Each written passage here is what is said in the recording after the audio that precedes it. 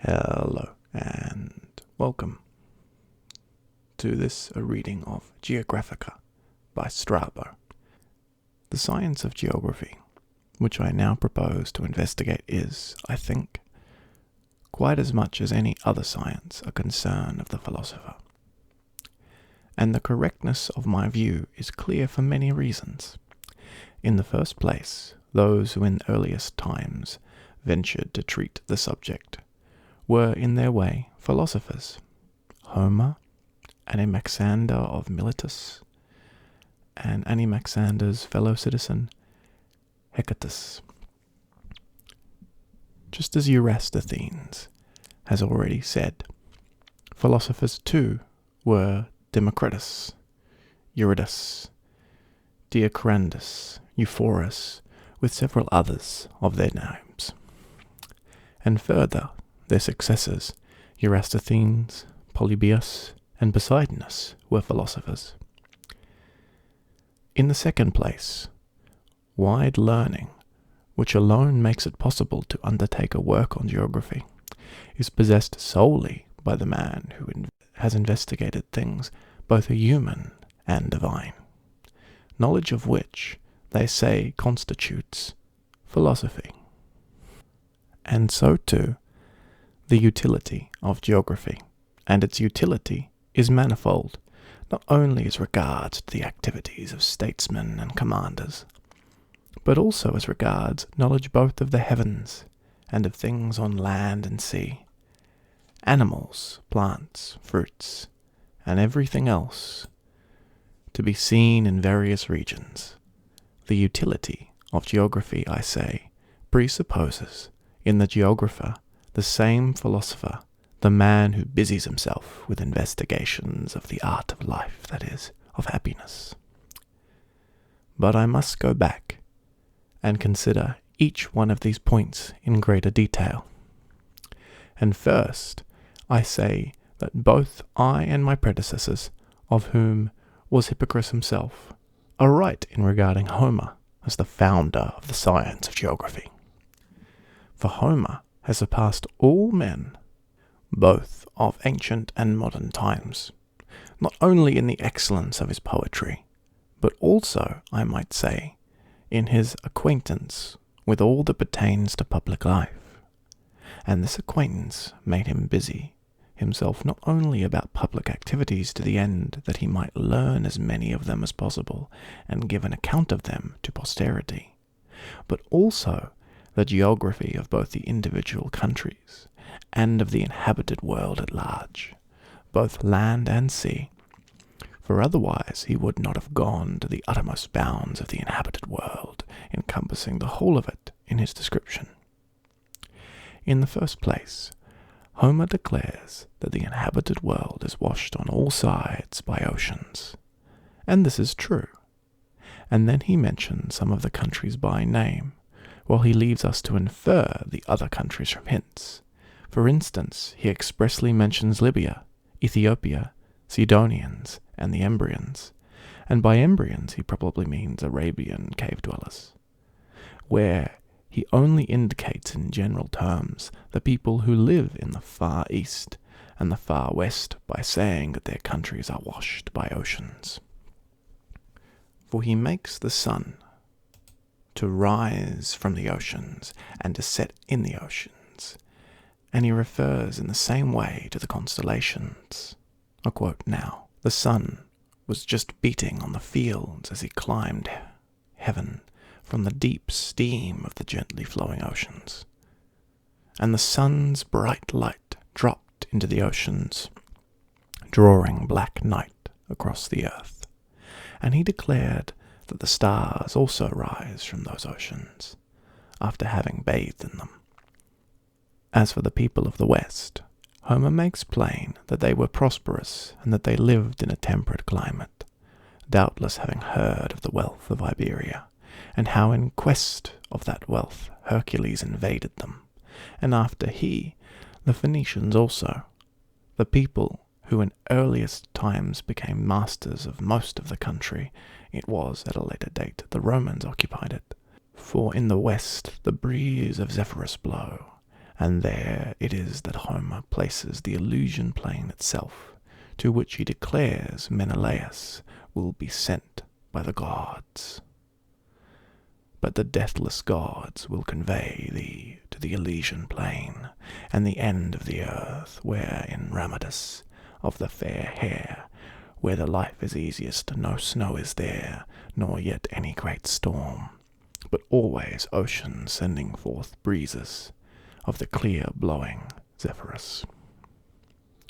And too the islands of Blest lie to the westward and most western Maurisia, that is, west of where the end of Maurisia runs close to that of Iberia.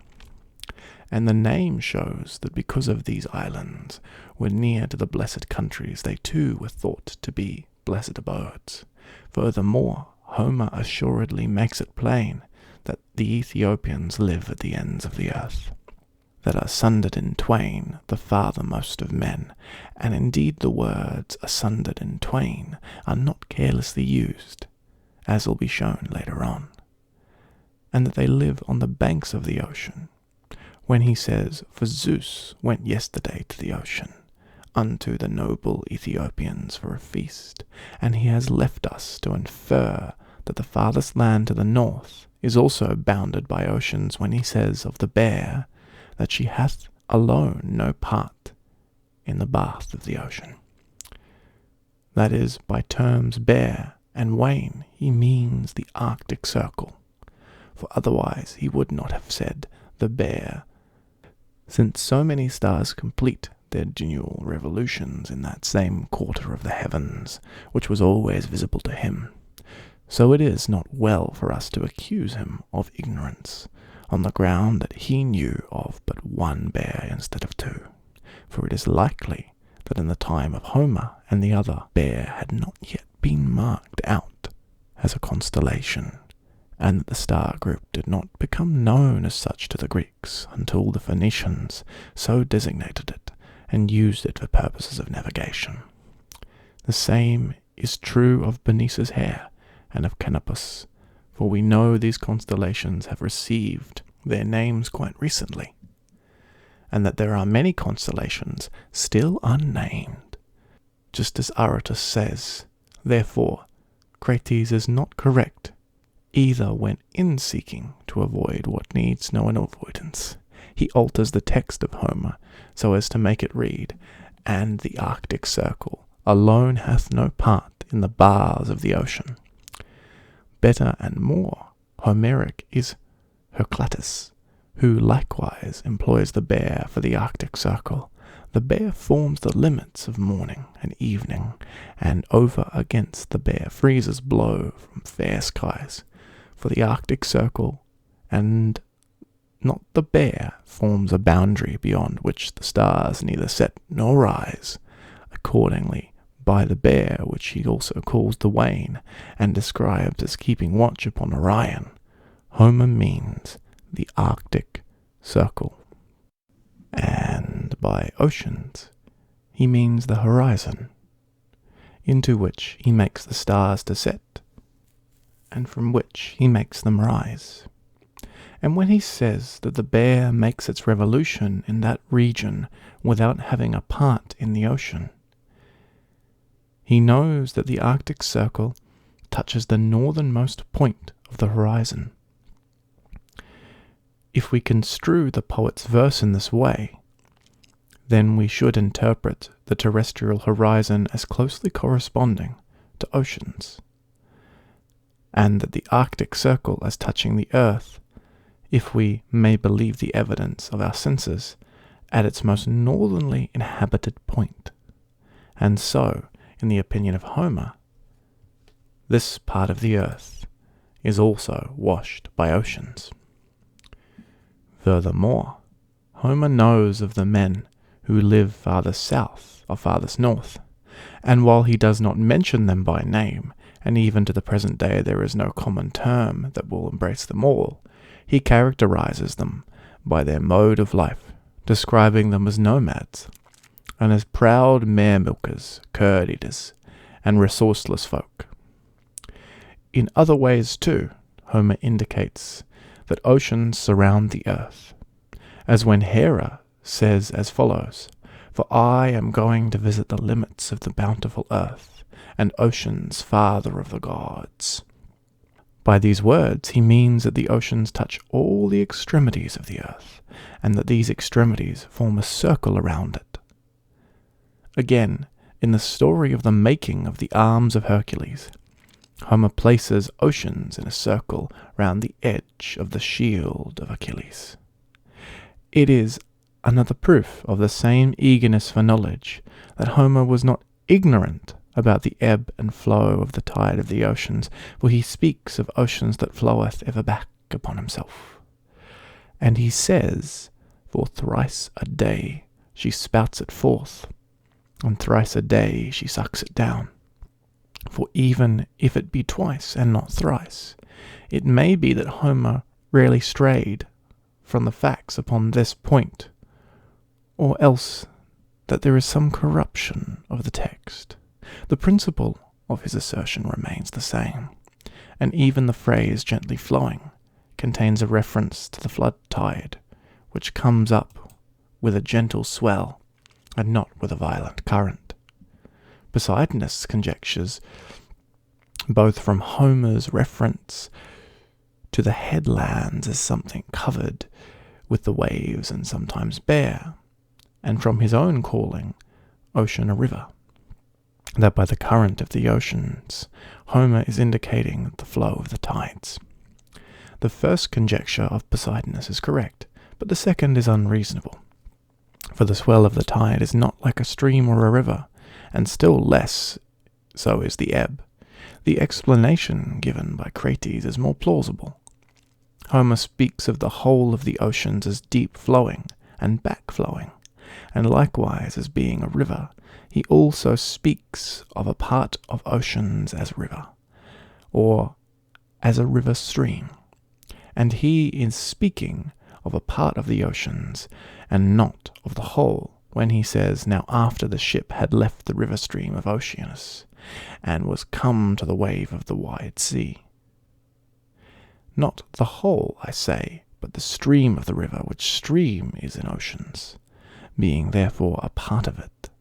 And this stream, Crates says, is a sort of estuary or gulf, which stretches from the winter tropic in the direction of the South Pole.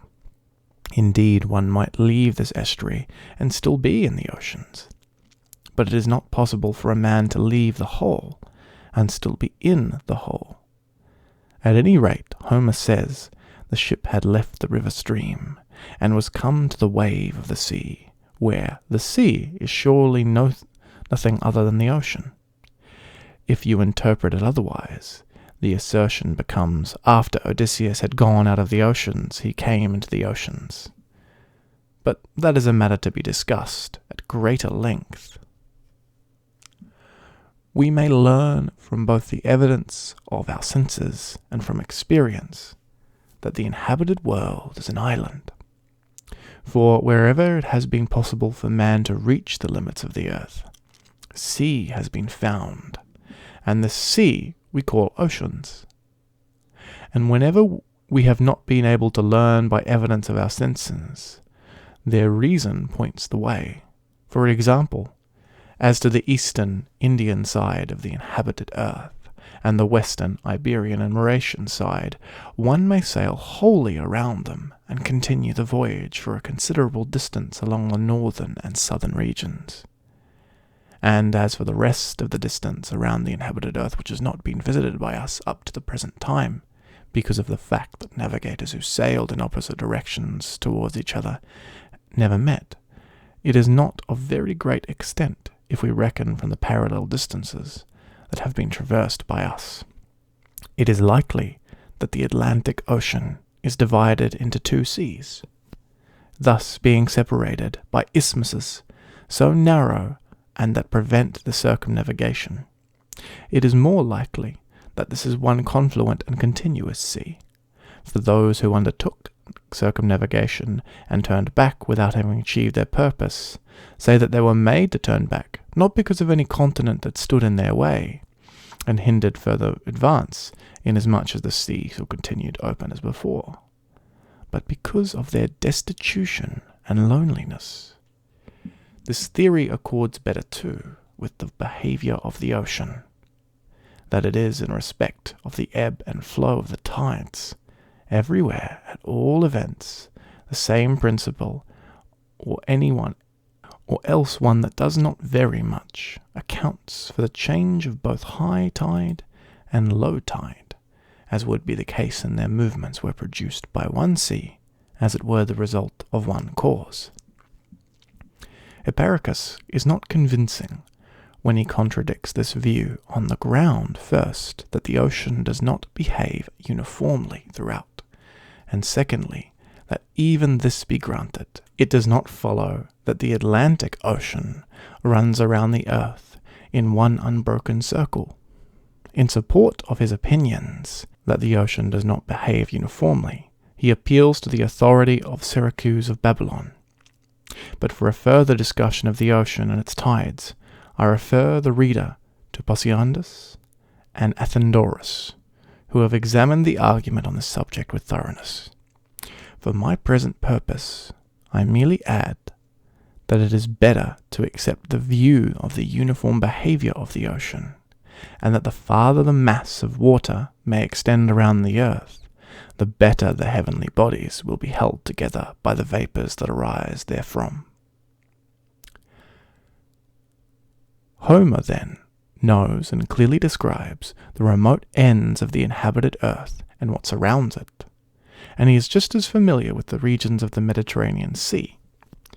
For if you begin at the Pillars of Hercules, you will find that the Mediterranean Sea is bounded by Libya, Egypt, and Phoenicia, and further on by the part of the continent lying over against Cyprus, then by the territory of Cilomia, and by Lycia, and by Caria, and next by the seaboard between Macao and Throde.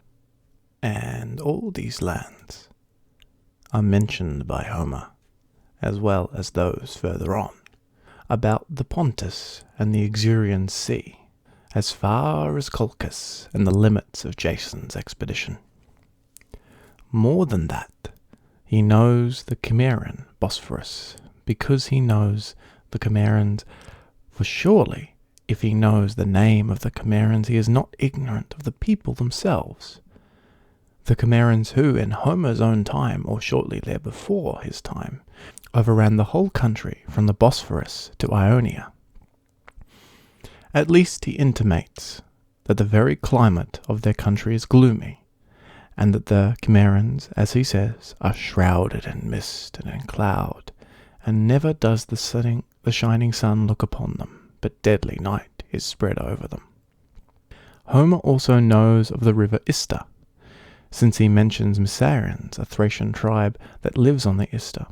More than that, he knows the seaboard next to the Ister, as the Thracian side, as far as the Benares River, for he speaks of the Pyrenees, of Athos and Axios, and of those neighbouring islands. The next comes the seaboard of Greece, as far as Theraprotia, which he mentions in its entirety, and yet more he knows the promontories of Italy, for he speaks of Temesa and of Sicily. He also knows about the headland capes of Iberia, and of the wealth of Iberia as I have stated above.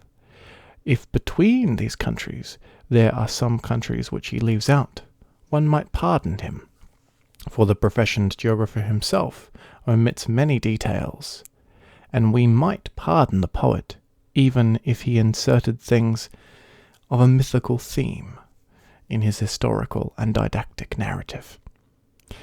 That deserves no censure, for Eratosthenes is wrong in his contention that the aim of every poet is to entertain, not to instruct. Indeed, the wisest of writers on poetry say, on the contrary, that poetry is a kind of elementary philosophy,